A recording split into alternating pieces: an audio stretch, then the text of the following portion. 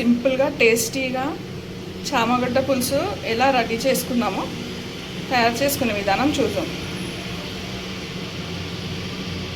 Hi friends, welcome back to Madhula's kitchen and blogs. Today చామగడ్డ పులుసు ఎలా తయారు చేసుకోవాలో ఒకసారి చూద్దాం. ముందుగా కావాల్సినవి చామగడ్డ అయితే పొట్టు తీసుకొని ఇలా పొడుగా కట్ చేసుకొని పెట్టుకోవాలి. చింతపండు నానబెట్టుకోవాలి. మెంతులు, జీలకర్ర, పచ్చిమిర్చి, 2 టమాటాలు, 2 పెద్ద సైజు ఆనియన్స్ కట్ చేసి పెట్టుకోవాలి. ఇప్పుడు ఇవి ఫ్రై చేసుకుందాం. ఒక ప్యాన్ పెట్టుకొని అందులో మెంతులు, జీలకర్ర వేసి వేయించుకోవాలి.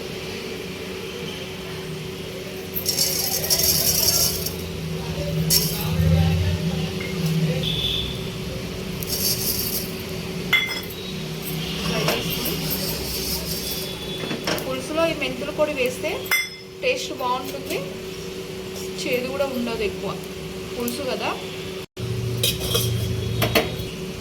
అదే ప్యాన్లో కొంచెం కొబ్బరి పొడి కూడా ఫ్రై చేసుకోవాలి.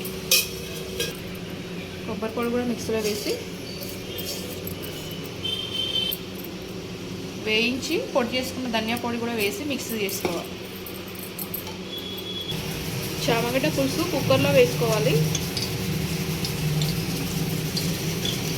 మనం ముందుగా చామగడ్డను ఉడకబెట్టుకుంటే బొగంలో వేసుకోవచ్చు. మనం ఉడకబెట్టుకోలేము కాబట్టి కుక్కర్లో వేసి చేసుకుంటే తొందరగా అయిపోతుంది. ఆయిల్ అయితే వేసుకోవాలి. కుక్కర్ వేడెక్కిన తర్వాత కొద్దిగా జీలకర్ర, ఆవాలు వేసుకోవాలి.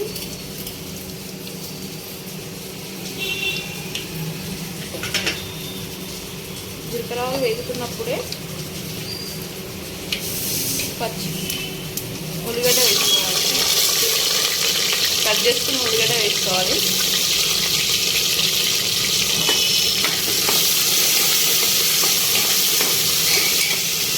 ఛానల్ని సబ్స్క్రైబ్ చేసుకోండి, బెల్ ఐకాన్ ఆన్ చేసుకోండి. మేము వీడియో పెట్టగానే మీకు నోటిఫికేషన్ వస్తుంది. లైక్ చేయండి, షేర్ చేయండి. వీడియో లాస్ట్ వరకు కూడా చూడండి. ఇప్పుడు కరివేపాకు వేసుకోవాలి. కడిగి పెట్టుకున్నవి, కట్ చేసుకున్న పచ్చిమిర్చి 4 వేసుకోవాలి. ఆనియన్ అయితే మంచిగా వేగిపోయింది కదా. ఇప్పుడు అల్లం వెల్లుల్లి పేస్ట్ వేసుకోవాలి. ఒక 1 స్పూన్ అంతా. సరిపడా పసుపు వేసుకోవాలి. ఇది కొంచెం మంచిగా ఫ్రై చేసుకొని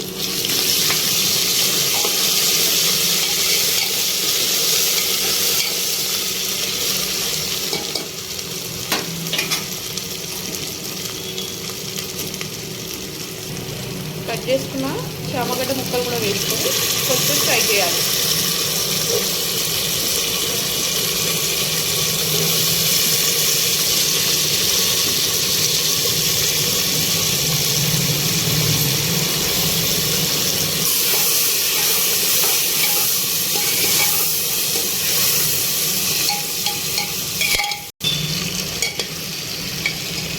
టమాటాలు వేగిపోయినాయి. ఇప్పుడు కట్ చేసుకున్న ఒక టమాటా వేసుకోవాలి.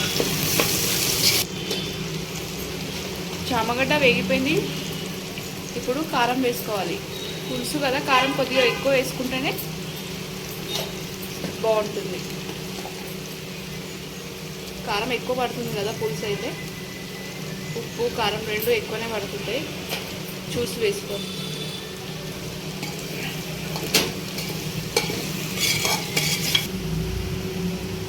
ఉప్పు, కారం మంచిగా వేగిపోయింది. ఇప్పుడు చింతపండు రసం వేసుకోవాలి.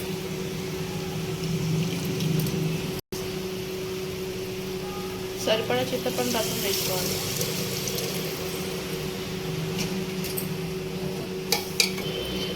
పులుసు ఇలా మసులుతున్నప్పుడే మనం మిక్సీ చేసుకున్న జీలకర్ర, మెంతుల పొడి వేసుకోవాలి.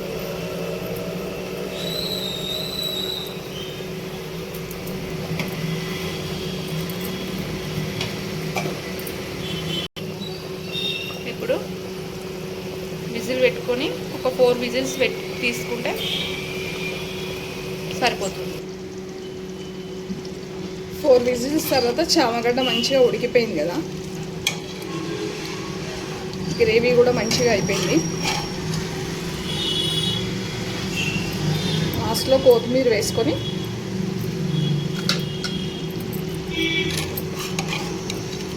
దింపేసుకోవాలి.